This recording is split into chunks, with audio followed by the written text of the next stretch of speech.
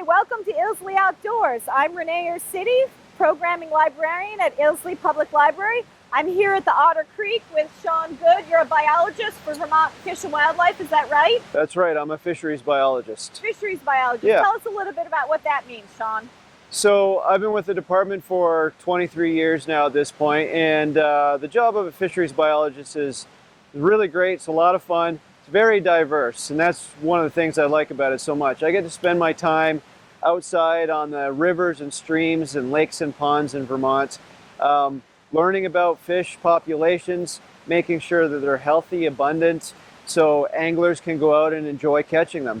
And to make sure that they stay healthy and abundant, we have to also work with the trout habitat, the fish habitat. So we look at water quality, we look at the habitat in the lakes or ponds or rivers and streams, along the edges and the margins of the lakes, ponds, rivers, and streams. And then we get to actually get in the water and capture fish, study them, take data, learn all about them, and make sure that they're healthy.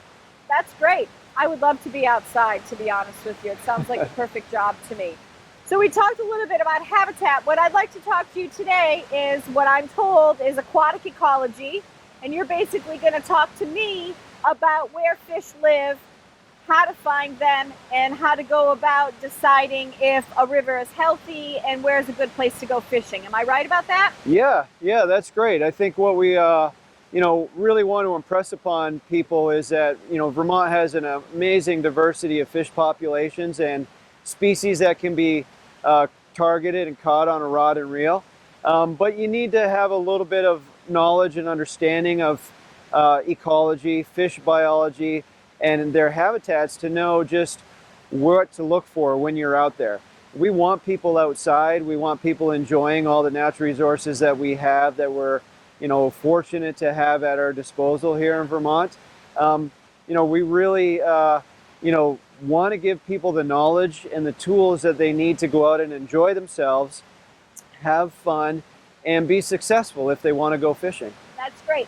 Now, for our audience that lives here in Middlebury, we're right here, just underneath the footbridge across from Riverfront Park, which is, I'm told, an excellent place to talk to you about fish habitat. There are several different habitats here just in our view that Shawn's going to talk to us about.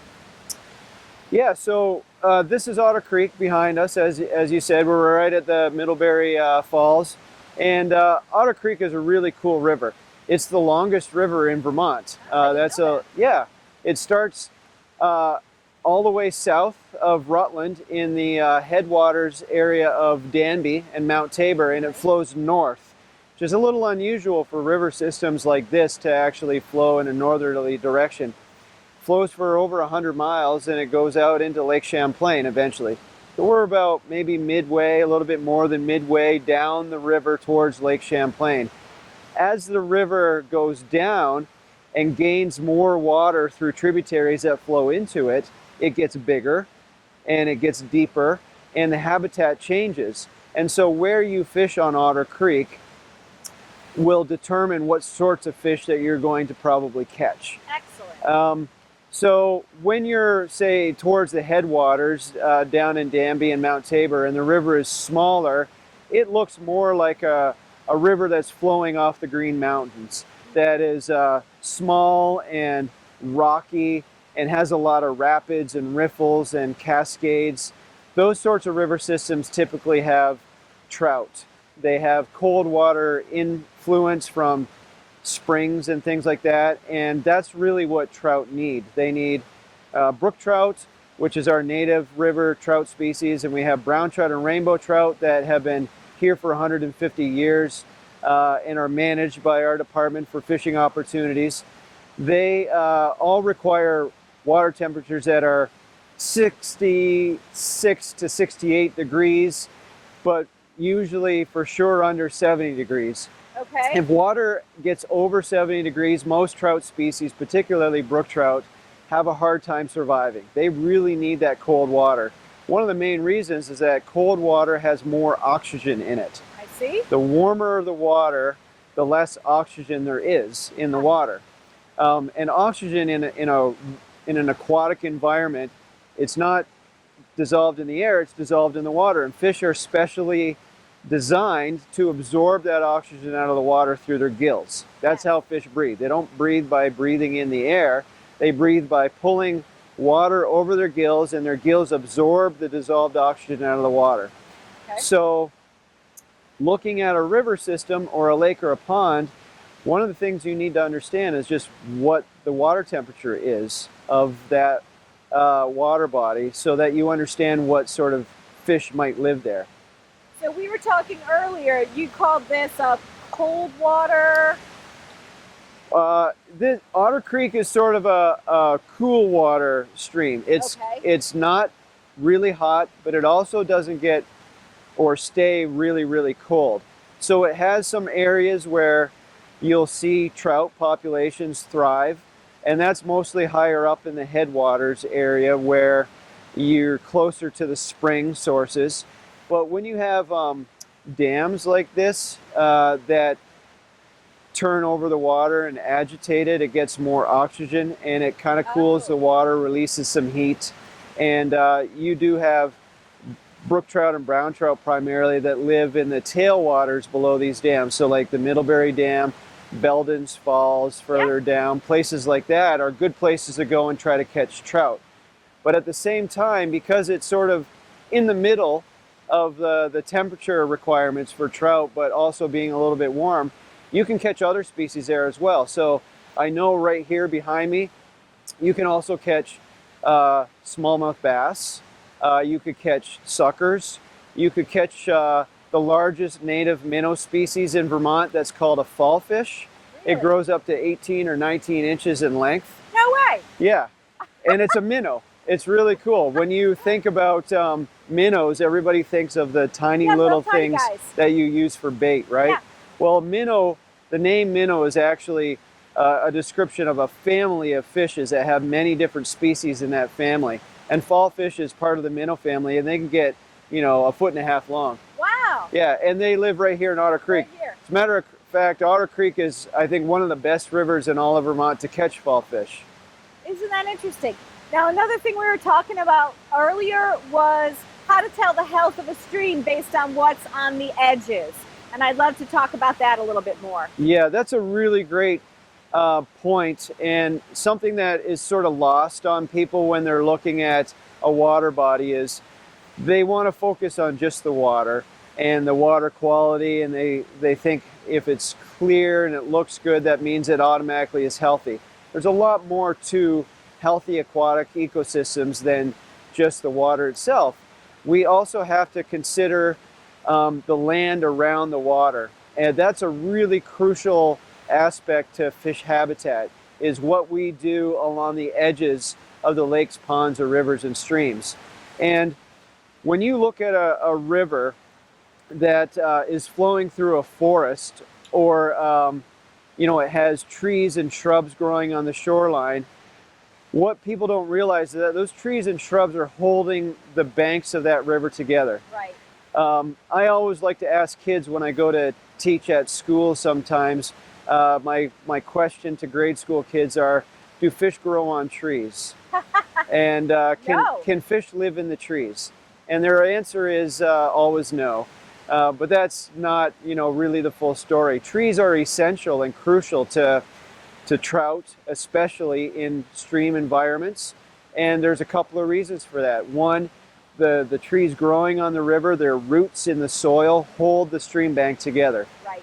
Without those trees present, you can have erosion. When the river floods, which is a natural occurrence, that high water that's really going fast will erode the stream banks away. And sometimes you can see that in places like behind us where they've got all that rock over there on the other side of the river. Right. That's because there's no trees there.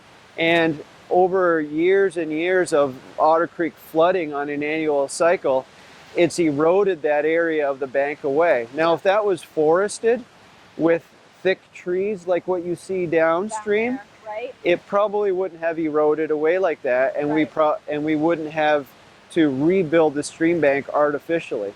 Correct. Yeah. So trees are really important to hold the soil together and keep the river healthy. The reason why it needs to stay intact like that is when it erodes, all that dirt and soil that's on the land gets into the water. And trout need clean gravel on the bottom of the river for them to hide in, to lay their eggs in, for the insects and bugs that they feed on to grow on. If it was full of dirt and mud on the bottom of a stream, Right. that's not good trout habitat. Okay. Good trout habitat is not muddy or sandy bottom. It's clean gravel and rocks and boulders. The more dirt that goes in the river, the more that stuff gets covered up and filled in, the less bugs can grow on the bottom of the river, and then it becomes just uninhabitable to trout. Huh. So we've learned that trout like it cold, 66 to 68. Right? And they like a clean bottom where they can have lots of food sources, and they like running water. They like flowing water. But this is too much running water. So let's talk a little bit about that. Yeah, so this is a bigger river system. It's it's deep and it can warm up a little bit more than what trout tend to like, because we don't have a really thick, heavy forest canopy covering up the stream. That's the second benefit that trees growing on the stream bank provide to trout, is that when it gets hot and the sun is beating down on the river, the water temperature tends to come up a little bit. Well, trees provide a little shade, Right. and it actually keeps the water cooler by several degrees. We don't realize just how much trees will actually keep water colder. So the more trees on a bank, the cooler the water will be in a river. And so smaller streams that are flowing through a forested area, will stay cooler than a bigger river like this, where the trees can't quite close over top of the river, right? Yes. And so you do have here where it's wider and it slows down, it gets more opportunity for the sun to beat on it and raise that water temperature up a little bit. Because that's exactly opposite to what my thoughts were, that a smaller stream would heat up faster because there's just less. Yeah. And this would stay cooler because there's more water and it's flowing through. But in fact, it's the opposite because of the trees. Right. The flow here is actually a little bit slower because there's so much depth to it and volume. I see. Versus a skinny, shallow stream that's flowing really quickly. Yeah. It doesn't have a chance to really warm up. Even if it goes through a stretch where it's a little bit open in a meadow or a field, Yes. it's flowing through there so quickly that it doesn't sit and get beat on by the sun and heat up. Whereas a big wide river, that water is moving much slower, so the sunlight hits one section of it for longer and warms it up. Huh. Well, that's really interesting. So the third thing that trees and vegetation on a riverbank does for fish is that it provides habitat and cover. And one thing we like to say is that a messy looking river is a good river. People look at a stream where a whole bunch of logs Right. and debris Yeah. have fallen in the river or washed off the bank during a flood, or a windstorm comes along and a tree snaps off and it goes in the river. Their first instinct is, we have to get that out of there. That's bad. Absolutely how I feel. Yeah, that's actually great. Messy, complex, crisscrossed logs and branches in a river is exactly what trout need. And there's a couple of reasons for that. First, it creates little hiding holes for them. So if you have a tree hanging in the river right here that has fallen down and is physically in the water, a trout or any kind of fish can get underneath that tree trunk and hide there and avoid herons and kingfishers that might be trying to eat them, or mink or otters or anything, or other fish, other big fish. So it provides places for them to hide. So when you're out there as an angler and you're looking for places to fish, you want to look for places like that have that kind of cover or structure in the stream. So if I was to fish around here, my first instinct to make a cast would be over there where those logs are in the river, because that's where the fish are. They're up underneath that stuff hiding because they're not exposed that way. Right. So when a tree falls in a river, we like that. That's good because it gives the fish somewhere to hide.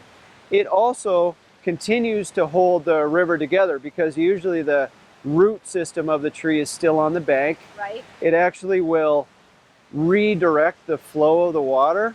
So as the water comes down and it hits that log, it pushes it down. And when it pushes it down, it scours the bottom of the river. So Right. it makes it just a little bit deeper in that spot. So not only does it protect from overhead, it gives more room underneath for them to hide in. Oh, how interesting. And then the last thing trees do when they fall in the river is that they start to rot. It takes years for that to happen, but algae starts growing on them as they decompose and break down.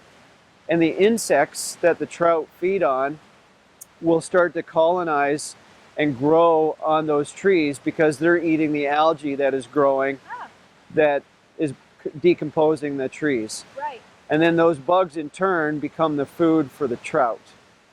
And the bugs that you're talking about, the insects, do they live in the water or out of the water? These are, the fancy term are aquatic macroinvertebrates, That's very fancy. which just means that they're insects that have a life stage where they're always in the water. So mayflies, Yeah. caddisflies, stoneflies, all those sorts of aquatic insects have their larval stage as being in the water. After a couple of years of growing, and they transform from being a larvae to an adult, and then they crawl out of the water up onto a rock, and they sort of dry their shell and they crack it open, and then they emerge like a butterfly would Right. as a caterpillar. Well, there's an aquatic version of butterflies and caterpillars, and those are your mayflies, caddisflies, stoneflies, all that sort of stuff. They live in the water as larvae. They become adults by climbing out of the water and metamorphosizing into adults with wings, and then they fly away. But as larval bugs in the Yes. river, those are essential to trout as food. Excellent. So Excellent. yeah, it's all connected, and it's really important, I think, for people to understand the connection between what we do on the land to what happens in the water in terms of protecting and conserving water quality and habitat and fish health. That's great. Is there anything else here that you'd like to share with us about this location? Yeah, I think, as anglers, when we arrive at a new spot that we want to try fishing, it's really sort of important to kind of learn, how to read the river, Yes. understand it. So if I was going to go fishing, you don't want to cast like right there into that fast water because that's too fast, it's flowing, it's very shallow, it doesn't have places for the fish to hide. You want to look for sort of the transition zone. So more out on the end of the rapids where you see the water coming fast and then it sort of slows down. Yeah. Those are like what we call eddies and pools, or it's an area where the fast water meets slower water. Okay. And there's usually some boulders there, or it'll be a little bit deeper. Those are the places that, say, a bass or a fall fish is probably going to hang out. Okay. And again, like I said before, something in the water, like a log or a big rock, fish don't like to be out in the open and exposed. Right. So you kind of have to cast around things that we call fish habitat because that's where the fish are going to be closest to. So it's just, it's a learning process as you grow and develop into an angler, and it never stops. I'm 51 years old. I've been fishing my whole life, and I learn something new every time I go out fishing about where I caught a fish. And if you want to get better, then you can't just do it mindlessly and cast out and catch a fish and not think about why you caught that fish. Right. You have to think about, oh, I just got a bite there. What is different about that spot than it is over there where I was casting and I got nothing? Yeah. And so you just have to put the pieces together. And to start with that, it's really important to learn about fish habitat requirements, what they need, and where they're going to live. That's great. Well, Shawn, thank you so much. This has Yeah. been fantastic. It was I've learned fun. a lot talking with you. and we'll see what we see. Yeah, Thanks for coming. I hope people get out and enjoy this weather. And So beautiful. yeah, fall is a great time to go fishing in Vermont too. It's the weather is nice, the waters are cooling down, fish are a little bit more active. Really? They're feeding more heavily for the winter. So one interesting aspect of fish biology is that fish are cold-blooded. Yes. They're not warm-blooded like us. So our bodies regulate a constant temperature all the time. Fish, being cold-blooded, their body temperature is the same as their environment. So when the water is 65 degrees, the fish's body temperature is 65 degrees. Right. When the water is 80, the fish's body temperature is 80. So as that temperature changes over the course of a year, their metabolism goes up or down. And that is basically the energy that their body is using to live and to grow. And so the amount of food that they need changes. So the warmer the water, the more food they're going to eat because their metabolism is running faster. Right. As the water starts cooling down in the spring or in the fall and we get towards winter and it gets down in the 60s, 50s, and even 40s, their metabolism slows down. But they get to a point in the wintertime where water temperature is in the mid-30s and they're not eating much, but they need to have enough energy stored in their body for the whole winter to make it through without consuming much food. So in the fall, as they sense that the water temperature is decreasing, they go hog wild basically. They feed a lot. They pack on their weight. It's like a bear getting ready to go into hibernation. Fish do very similar things. They eat a lot in the fall to prepare for that long winter where they really don't eat much. Huh. And so this is a good time to go fishing. And that leads me to a question I've always had. I mean, I know there's ice fishing, and that's a whole nother show. But when a smaller body of water than, say, Lake Champlain freezes over, what happens to the fish? Like a goldfish pond that has koi fish. What happens to the fish? Yeah, so they surprisingly can live in, at least goldfish can, and trout can too. But, they almost go into a state of, hibernation, but it's not real hibernation. It's just that their body temperature slows down so much, their breathing slows down, everything slows down. They're not feeding, they're not using as much oxygen. They kind of just like stay in one spot. Really? And in a stream environment, that's very, it's a harsh environment. It's difficult for a trout to live in a stream that's very small and very shallow through a whole winter because, like you said, you get the ice forming, and we get what's sometimes called anchor ice in a river or a stream where it freezes right to the bottom. Oh. It anchors to the bottom of the stream. And so trout need to migrate to get away from those areas where it's too shallow, where there won't be any water really in the wintertime because it's all frozen and there'll just be little trickles moving through that area. Right. They need to get down into a deeper pool where you'll get 5 or 6 or 7 inches of ice on the top, but there's still several feet of open water underneath. Even on Lake Champlain, or any lake or pond for that matter, the most ice we might see in an extreme winter would be, 3 feet or something like that. Most of the time you're going to be 6 inches, 8 inches, 12 inches, something like that. 1.5 feet in an average winter. Really cold winters, you start getting over 2 feet, but a pond that's 6, 7, 10, 20 feet deep, there's plenty of open water underneath that. It never freezes all the way to the bottom in a pond like that. Right, so they just go deeper. They go deeper. So you really only see that risk happening in a stream where it's very shallow and skinny and you get that anchor ice forming right to the bottom of a stream. But the fish, they just simply move downstream to where you get a deep pool where it's a couple of feet deep or more, and there's plenty of flowing water moving through that pool that prevents the ice from reaching the bottom. So then in the spring, when they're starting to kind of wake up and the water is warming up a little bit, you should go to those deeper pools because they're still there. That's exactly it. And Corey tells people that all the time. when he's doing Let's Go Fishing programs is the best places in the spring when trout season opens in April to fish are the deep pools.